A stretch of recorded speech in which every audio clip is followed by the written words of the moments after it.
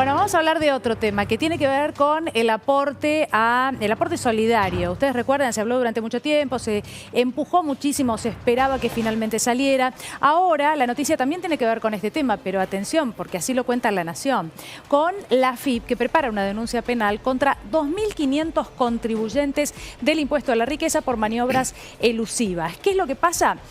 Tal como dice La Nación, estos contribuyentes, estos 2.500 de los, creo que son casi 13.000, omitieron presentar una declaración jurada, acción que para el fisco es un indicio de un ardid para evitar el pago del aporte solidario. Atención, olvidaron, no presentaron lo que fue la última declaración de bienes personales. Se cree que justamente para no realizar este aporte. Está por Carlos este tema, Heller. Claro, está el diputado Carlos Heller. Carlos, ¿cómo va? Buenas noches. Aquí Daniela y Antonio, los saludamos.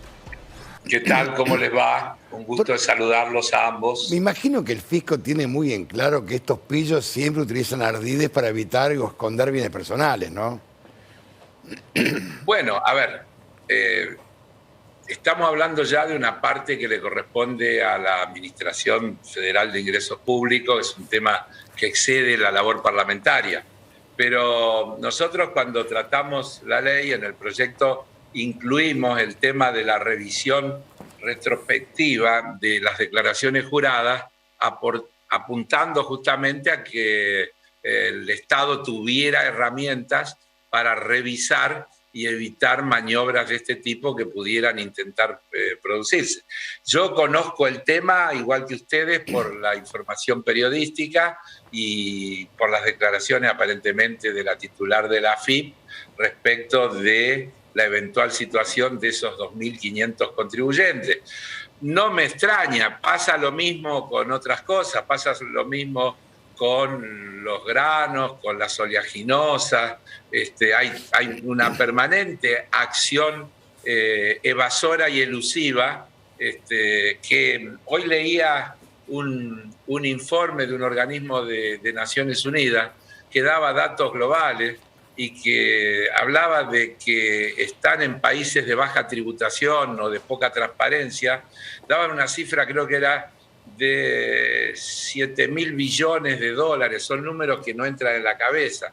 Y cuando bajaban a la Argentina, decían que con lo que se evade, la Argentina podría no tener déficit fiscal. Es decir, que tendría un equilibrio fiscal. Yo digo, para los amantes del equilibrio fiscal, que siempre están buscando ajustar, nosotros decimos siempre que en vez de ajustar lo que hay que buscar es ingresos. Carlos, y la primera búsqueda de ingresos es esa. Carlos, y siempre, permanentemente, defienden a estos evasores. Porque hablan que estos evasores son los que generan trabajo, producción, tienen todo un libreto armado. Y se evadieron 7.000 millones de dólares. Una fortuna. Yo los escuchaba recién a ustedes hablando de Macri. Y no puedo con el genio, porque yo lo conozco desde lejos. Y yo les podría decir que nada los tiene que sorprender. Macri es el cinismo personificado. Es decir, se terminaron las avivadas, dice, y no hay acto en el que él no esté actuando con alguna avivada, con algún beneficio personal. Ustedes muestran, por ejemplo, cuando hablaba del correo y decía volvamos a foja cero, lo de los parques eólicos, pero yo que lo viví desde Boca, me acuerdo. Les puedo decir que si revisáramos lo de Boca, el Fondo Común de Inversión, algunas transferencias de jugadores notables como Palermo y demás, siempre vamos a encontrar una cosa que una vez alguien muy cercano a Macri me dijo, mirá, y que era amigo de Macri, pero caracterizándolo, me dijo, vos ten en cuenta que Mauricio nunca hace nada que no le deje algún beneficio. Y creo que esa es una definición que lo pinta de cuerpo entero. Lo que pasa que además él lo mete en toda una máscara de cinismo en la que dice exactamente lo contrario, en la que denuncia lo que él hace como si lo hicieran otros, se acabaron las avivadas. ¿Ustedes se acuerdan cuando hablaba de los jueces y decía, si no están estos, vamos a poner otro que hagan lo que nosotros decimos? Este juez no está haciendo lo que acordamos. Sí. Cosas por el estilo. es inimputable. Es Carlos, inimputable. Lo que pasa es que, bueno, sí, y más en un gobierno que planteaba como bandera o intentaba en un inicio mostrar transparencia, ¿no? Esto es lo más llamativo, porque disfrazarse. Por eso dije en el inicio, claro, de transparente. porque evidentemente esto no sucedió. Pero bueno, hay algo de esto, de la avivada, del intentar evitar las normas, evitar las leyes, que la verdad viene con los argentinos desde mucho antes de Mauricio Macri. Y esto también tenemos que ser justos y tenemos que admitirlo, ¿no?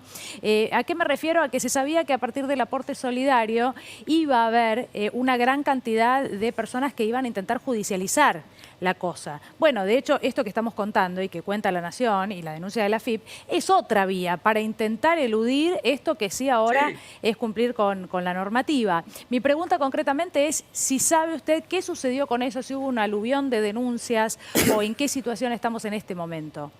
No, yo no tengo información, pero entiendo que por el momento no hay denuncias judiciales, porque todavía nadie ha presentado las declaraciones juradas. Claro. También he leído que en la reglamentación de la AFIP se plantea que para judicializar primero hay que pagar, es decir, hay un mecanismo que para tener el derecho a judicializar, primero hay que hacer el aporte, primero hay que pagar y después hay que reclamar que ese aporte es incorrecto.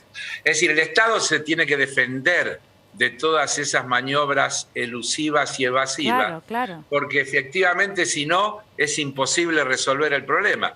Yo hubiera llevado años la cantidad de procesos en la justicia. Pero aparte, Dani, esta es una picardía, un ardid que utilizaron siempre, para escondiendo bienes personales, con el famoso testaferro. Pero Antonio, fíjate que es simple. Si por un lado, si yo te digo, me presento a la justicia y no pago, es una cuestión muy diferente de si yo te digo, mira, para presentarte a la justicia primero tenés que pagar y después tenés que reclamar. Sí, los tiempos también. Por eso esta trampa. Pero ahí los tiempos empiezan a jugar al revés. Ahí los tiempos empiezan a jugar al revés. Sí, probablemente alguno no vaya a la justicia justamente porque sabe que después los tiempos van a ser muy largos. Pero por eso tienen estudios contables que les esconden los bienes personales, tienen testaferros. Y la mayoría tiene eso. Hemos leído, suplementos enteros de diarios económicos, de estudios jurídicos, explicando cómo hay que hacer para no pagar el aporte solidario. Para evadir. Bueno, Carlos, ahora con la ley de alquiler, con la cuestión de inscribir los alquileres a partir del mes de marzo. No hay más oferta. No, pero además durante estas semanas hemos visto cátedras, ¿no?, de consejos en televisión para ver cómo hacer, porque evidentemente a alguno no le va a convenir alquilar el departamento si lo tiene que registrar. Por eso decía que también hay una cuestión cultural, que yo sé que desde algunos sectores se intenta cambiar constantemente, pero que bueno, está presente todo el tiempo, hasta en algo tan chico como la cuestión del alquiler. No quiero dejar de pensar en la necesidad también de aquella persona que vive, porque si no hablamos todo el tiempo y no de personas. Pero de personas que necesitan estoy completamente de acuerdo. Casualmente son bienes personales. Tan de acuerdo que es horrible, porque los títulos de los diarios, de algunos diarios, decían, si ahora se tiene que registrar, van a aumentar los alquileres. Es decir, como que hay una aceptación tácita de que todo eso no paga impuestos. Sí. Hace todo trucho que está bien. Carlos, tenemos que irnos rápidamente, Seiza, pues parte el avión a buscar las vacunas. Te mandamos un abrazo gigante. Otro para ustedes y es un gusto, como siempre, dialogar con ustedes. Para nosotros también. Gracias, Vamos Carlos.